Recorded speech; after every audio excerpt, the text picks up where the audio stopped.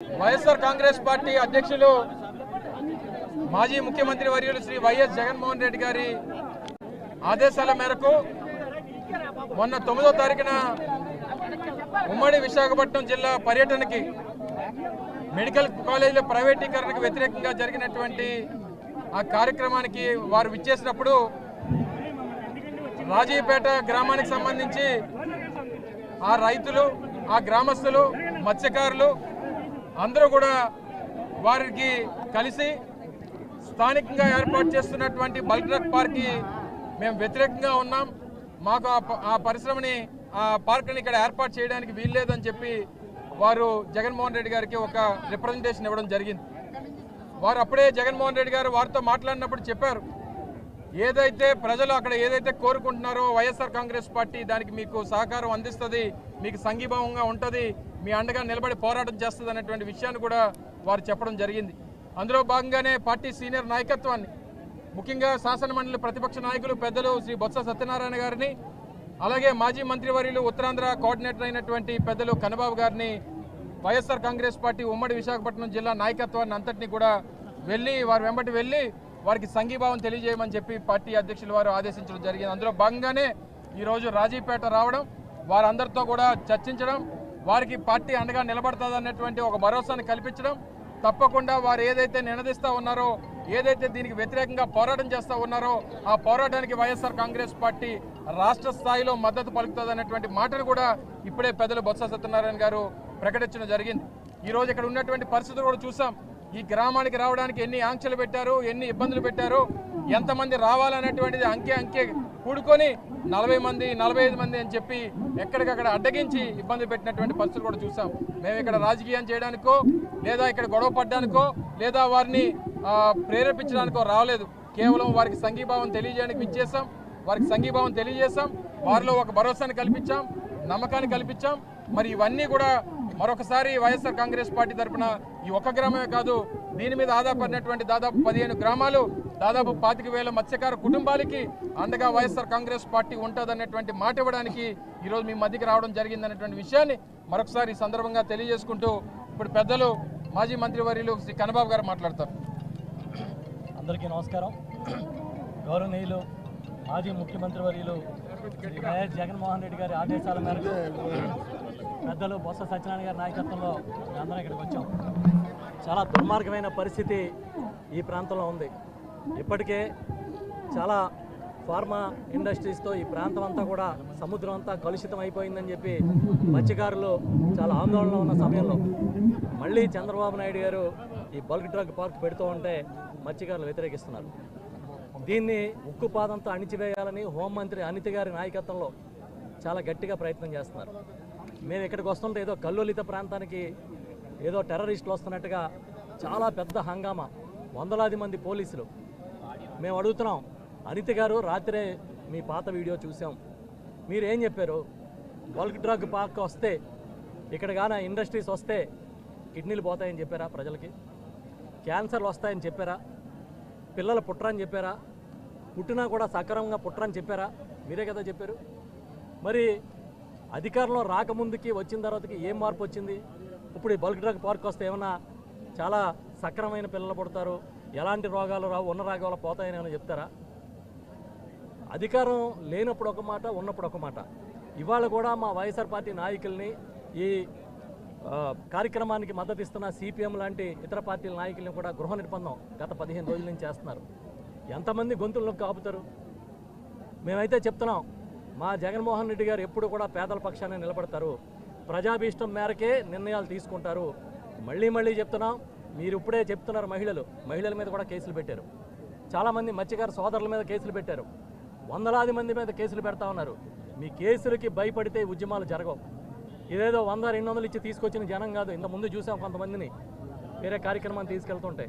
మేము మళ్ళీ చెప్తున్నాం, జగన్మోహన్ రెడ్డి గారు ముఖ్యమంత్రి అయిన వెంటనే మా నాయకులందరం కూడా కలిసి వెళ్ళి ఆయన దగ్గర కూర్చొని మీ మీద ఉన్న కేసులన్నీ కూడా ఎత్తించే విధంగా ఆయనకి ఇప్పుడే వివరాలన్నీ అందజేస్తాం. మీరు కేసులకు భయపడక్కర్లేదు. మళ్ళీ చెప్తున్నాం, అనిత గారు ఇప్పటికైనా సరే మీరు వైఖరి మార్చుకుని, మీరు నిజంగా ప్రజాప్రతినిధిగా మీరు ఉండాలంటే మాటలు కాదు చేతలు కూడా అనితకి ఉంటాయి అనేది నిరూపించుకోమని చెప్పి గట్టిగా డిమాండ్ చేస్తున్నాం. తప్పకుండా వైఎస్ఆర్ పార్టీ ఏ ప్రజా ఉద్యమానికైనా వెనక నిలబడుతుంది. ఎందుకంటే పేదల పక్షాన వైఎస్ఆర్ పార్టీ ఉంటే పెత్తందారుల పక్షాన, కార్పొరేట్ల పక్షాన చంద్రబాబు నాయుడు ఉంటాడనేది పక్కా, ఇంక ఇందులో ఏమీ డౌట్ లేదు. మొన్నే చూసాం మన ప్రభుత్వ మెడికల్ కాలేజీలన్నీ ప్రైవేట్కి అప్పగించేయడం దగ్గర నుంచి మొదలు పెడితే భూములు ఎకరం 99 పైసలు ఇస్తున్నాడు.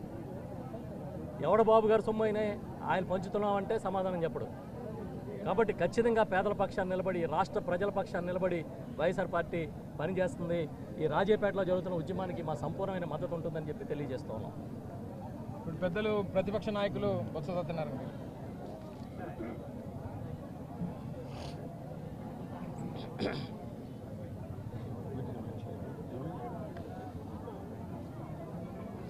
ఈరోజు ఈ రాజేపేట గ్రామం రావడానికి ఉద్దేశాన్ని మా పెద్దలు చెప్పారు. మీరు చేసిన ఉద్యమానికి సంఘీభావం తెలుద్దాం ఉద్దేశంతో ఇక్కడికి వచ్చాం. వచ్చిన తర్వాత మత్స్యకార సోదరుల్ని అంతకంటే ఉందో పొందుకు అదే ప్రైజ్ అవుతుంది. మత్స్యకార సోదరుల్ని సోదరిమణులని అందరితో మాట్లాడి వాళ్ళు చెప్పారు విషయం అంతా కూడా, ఇబ్బంది అంతా కూడా చెప్పారు. ఈ పరిశ్రమ వస్తే మా కుటుంబాలు నాశనం అయిపోతాయండి, మాకు ఈ బల్బ్రేక్ వస్తే మా అంతా కలుషమైపోతుందండి, ఇక్కడ మరి మేము జీవించలేమండి, జీవనోపాధి కరువు అవుతామని చెప్పారు. ఈ మా మాటలు కాదండి, ఇక్కడ పొత్తు ఉన్న శాసనసభ్యులు ఆ రోజు ఎన్నికలకు వచ్చినప్పుడు వారితో పాటు వచ్చిన నాయకులు వాళ్ళు చెప్పిన మాటే ఈ మాట అండి, ఇది మాది కాదండి అని చెప్పి పాప అమాయకంగా ఆ సోదరి మనకి చెప్పారు. మా పార్టీ జగన్మోహన్ రెడ్డి ఆదేశం ప్రకారం వచ్చిన మా తాలూకా పార్టీ విధానం కూడా మీకు తెలియజేస్తాం. ఏ రాష్ట్రం పారిశ్రామిక అభివృద్ధి చెందాలని కోరుకుంటాం, కానీ ఆ ప్రాంత ప్రజల తాలూకా మనోభావాల్ని, ఆ ప్రాంత ప్రజల తాలూకా ఆలోచనని, వారి తాలూకా అభిప్రాయాలని గౌరవిస్తూ వాళ్ళు విప్పించే కార్యక్రమాన్ని చేయాలి. అంతేగాని అధికారం ఉంది కదా అని చెప్పని పోలీసు జులుంతోనో అధికార బలంతోనో ఆ మతంతోనో ఆ కార్యక్రమం చేస్తానంటే అది మాత్రం ప్రజాస్వామ్యంలో తగదు. అందుకే వాళ్ళు చేస్తున్న పోరాటానికి మేము సంఘీభావం తెలపాలని ఇక్కడికి వచ్చాం. పూర్తిగా కూడా వాళ్ళ పోరాటానికి మద్దతు ఇస్తున్నాం. వాళ్ళ ఆలోచన ప్రకారము, వాళ్ళ తాలూకా అభిప్రాయ ప్రకారము ఇక్కడ ఈ కార్యక్రమం రాబోయే కాలంలో జరగాలి తప్ప వాళ్ళకి అభీష్టంగా జరిగిన ప్రతి దానికి కూడా మేము పార్టీ వ్యతిరేకిస్తుంది. మేము పూర్తిగా వైఎస్ఆర్సీపీ మద్దతుగా ఉంటుంది. పార్టీ మాటగా మా నాయకుడు జగన్మోహన్ రెడ్డి మాటగా మీ ద్వారా ఈ ప్రాంత ప్రజలకి, ఈ రాష్ట్ర ప్రజలకి తెలియజేస్తాం. వాళ్ళు అడిగారు, వాళ్ళు కోరారు. తప్పకుండా ఈ విషయాన్ని ఆయన చెప్పి అవసరం అనుకుంటే తప్పకుండా ఆయన కూడా వస్తారు. సార్, విశాఖలో రిషికొండ ప్రకృతి విధ్వంసం అన్నారు, వెనక చూస్తే మొత్తం కొండలన్నీ కూడా తప్పేసి విధ్వంసం చేస్తున్నారు. మరి దీన్ని ఏమన్నారు సార్? మరి అందుకే ఇక్కడ విషయంలో మేము ప్రభుత్వంకి నిలకడ లేదు. ప్రభుత్వంకి వచ్చి ఎన్నికలప్పుడు ఒక మాట, ఎన్నికల తర్వాత ఒక మాట.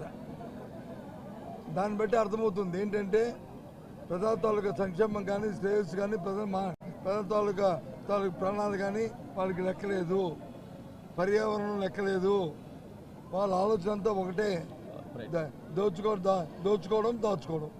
ఈ రెండు కార్యక్రమాలు తప్ప ఇంకొక కార్యక్రమం ఈ కార్యక్రమం ఇవాళ అధికారంలో తెలుగుదేశం పార్టీకి, చంద్రబాబు నాయుడికి కానీ, ఆ కూటమిలో ఉన్న పెద్దలకు కానీ, వాళ్ళతో ఉన్న తాబేదారులకు కానీ, కింద స్థాయి నాయకులు కానీ అందరిది ఒకటే సింగిల్ పాయింట్ ఎజెండా. ఆ నేపథ్యంలో ఇవన్నీ జరుగుతున్నాయి. రోడ్లకు కానీ, పర్యావరణానికి కానీ, డ్రైనేజీలకు కానీ ఇంతవరకు దేనికి పర్మిషన్ లేవు, కానీ నిర్మాణాలు చాలా వేగంగా జరుగుతున్నాయి. అదే ప్రజాభిప్రాయానికి విలువ లేదనా ఏంటి? ప్రజాభిప్రాయం విలువ లేదు. దురదృష్టం ఇదే.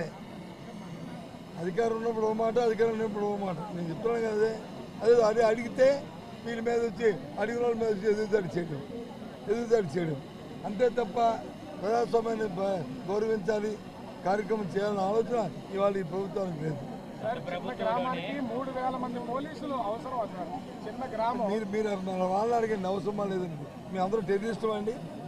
మీ అందరూ ఇప్పుడు ఈయన మీ అందరం ఒక టెర్రరిస్టులు. మనం ఎందుకని అంతమంది ఆంధ్రాకి అవసరం? ఎంతమంది అవసరం? అప్పుడు ఒకరు సీఏ లేకపోతే సిఐ గారితో పాటు ఒక ఇద్దరు సబ్ ఇన్స్పెక్టర్లు, లేదు నియోజకవర్గంలో ఉన్న అందరూ ఒక డిఎస్పీ, దట్ ఈస్ ఎనఫ్. కానీ ఎంతమంది ఎందుకండి? నేను ఎప్పుడు చూడలేదు. గృహ నిర్బంధం ఎందుకండి? నేను ఎప్పుడు చూడలే. ఎప్పుడైనా చెప్పనండి గత 5 సంవత్సరాలు ఎప్పుడైనా ఇలాంటి కార్యక్రమాలు జరిగాయని చెప్పి ఎప్పుడైనా ఎందుకు వాళ్ళు ఆపుతామని చెప్పారు. వాళ్ళు మొన్న ఇప్పుడు టీవీలో చూశాను, వచ్చారు ఎవరు ఇక్కడున్న స్థానిక ఎమ్మెల్యే గారు వచ్చి చెప్పారు కదా, నీ నెల మరుక్షణంలో అన్నీ ఆగిపోతాయి, కలెక్టర్ గారు ఆపాలి అని. ఎక్కడ అవుతున్నాయి? కనిపిస్తున్నాయి కదా. అంటే మాటకి విలువ లేదు, మాటకి విలువ లేదు, లేదు మాటకి ఖాతరు చేయలేదు. మాటకి విలువ లేదా, లేదా మాటని ఖాతరు చేయలేదా? దాని విషయం మాకు తెలుసుకోవాలి. కూటమి నాయకులు చాలా స్పష్టంగా చెప్తున్నారు, గత ప్రభుత్వంలోనే ఎన్నింటికి పునాదులు లేకపోతే శంకుస్థాపనలు జరిగాయి, ఇప్పుడు వచ్చి ఎట్లా ఏ ఉద్దేశంతో ఇక్కడ మాట్లాడుతున్నారని వాళ్ళు చెప్తున్నారు. కరెక్ట్. ఒకే ఒక మాట చెప్తున్నాను, ఏ ప్రభుత్వాన్ని మా ప్రభుత్వంలో ఇచ్చిందా, అంతకుముందు కాంగ్రెస్ ప్రభుత్వం ఇచ్చినా, అంతకుముందు తెలుగుదేశం ప్రభుత్వం ఇచ్చిన జీవనాన్ని, ఆ కార్యక్రమాన్ని ఆ లోకల్గా పనులు ప్రారంభించే ముందు, కార్యక్రమాన్ని ప్రారంభించే ముందు ఆ ప్రాంతంలో ఉన్న ప్రజల తాలూకు మనోభావాలు తెలుసుకొని వాళ్ళతో సంప్రదించుకొని వాళ్ళని ఒప్పించి ఆ కార్యక్రమం చేయాలి. లేనప్పుడు దాన్ని ఇంకో దగ్గర మార్చుకోవాలి. లేనప్పుడు దాన్ని ఇప్పుడు ఒక విషయాన్ని అదే చెప్తాను కదా, ఇప్పుడు చెప్తాను కదా, భోగాపురం ఎయిర్పోర్టు అన్ని వేల ఎకరాలని ఎక్విజిషన్ చేయడానికి వీల్లేదు. పెద్ద ఉద్యమం చేశారు టీడీపీ ప్రభుత్వంలోనూ. మేము వచ్చాం, వాళ్ళందరినీ ఒప్పించాం, వాళ్ళందరినీ క్యాచ్ చేసాం, శంకుస్థాపన చేసాం. ఇంకా వచ్చే సంవత్సరంలో ప్రారంభించబోతున్నాం. దాన్ని ఒప్పించాం. మన పక్కన ఉన్న SEZ ఏది మన అచ్చాపన SEZ దాన్ని 8,000 ఎకరాలు చేసాం అక్కడ. అది ఆ ప్రజలందరూ ఒప్పించాం, ఆ ప్రజలకి అవకాశాలు కల్పించాం, వాళ్ళని మెప్పించాం, ఆ కార్యక్రమం చేస్తాం. ఆ పక్కనున్న మరి రామ్కి ఫార్మాసిటీ ఒప్పించాం, చేసాం. రణసందలో ఉన్న ఇది లేదు, బొబ్బుల్లో గ్రోత్ సెంటరు, ఇవన్నీ చేశాం కదా. దేనికంటే పరిశ్రమలకి ఎగ్రీస్ కాదు, ఈ ప్రాంత ప్రజలు. ఎన్నికలప్పుడు వచ్చి ఏం చెప్పావు, నీ పిల్లలు పుడితే పుట్టరు, ఒకవేళ పుడితే వాడికి వచ్చి అంగమైకల్యం వస్తుంది, మళ్ళీ క్యాన్సర్ వస్తుంది, మళ్ళీ తాగడానికి వచ్చి నీళ్ళు చచ్చిపోతాం, మత్స్యకారులు అందరూ చచ్చిపోతారు, మత్స్యం అంతా చచ్చిపోతాయి. నువ్వే చెప్పావు కదా. మరి ఏ కోణంలో చెప్పావు, ఏ అథారిటీతో చెప్పావు, ఇది కూడా శానిటరీ ఏంటి అంటే చెప్పినవన్నీ. అయితే తప్పు చేసి కాదు, నేను అబద్ధాలు చెప్పాను, నేను చెప్పిన దాన్ని కూడా తప్పు అయిపోయింది, ఇగో ముక్కు నేలకు రాసుకుంటున్నాను, మా చంద్రబాబు నాయుడు గారు చెప్పండి చెప్పాను, ఇవన్నీ అబద్ధాలని చెప్పండి వచ్చి చెప్పాను. వాళ్ళు బతిమాలుకోమండి, మాకు అభ్యంతరులే. వాళ్ళని కన్విన్స్ చేసుకోమండి, మాకు అభ్యంతరులే. అంతేగాని వాస్తవాలే, అది వాస్తవం నువ్వు నమ్మింది వాస్తవం, అమ్మాయికి నమ్మరా? వాళ్ళకి తెలుసు కదా. మనం చెప్పిన మాట పాపం గుడ్డుగా నమ్మే వ్యక్తులు కదా అందరూ. అంటే ఇప్పుడు బాధ్యతగా ఉన్న వ్యక్తులు ఎంతవరకు నిజం చెప్పాలి, ఎంత మన నిబద్ధత ఉండాలి, ఎంత నిబద్ధత ఉండి మాట్లాడాలి. కానీ కాదు కదా. అందుకే ఈ విషయాలు వస్తాయి. దయచేసి ఇవాళ ఏదైతే ఇక్కడ వచ్చిన ఆ సంఘీభావం తెలిపామో, ఈ ప్రజల తాలూకు కోరికని ఏ విధంగా అయితే అయినా సరే వాళ్ళ మాట ప్రకారమే కార్యక్రమం జరగాలి. దానికోసం వాళ్ళ వెనకాతల ఏ స్థాయికైనా సరే వైఎస్ఆర్సీపీ వాళ్ళు అనుకుంటుంది అనే విషయాన్ని ఈ సందర్భంగా మీ ద్వారా వారికి మనం చేస్తాం.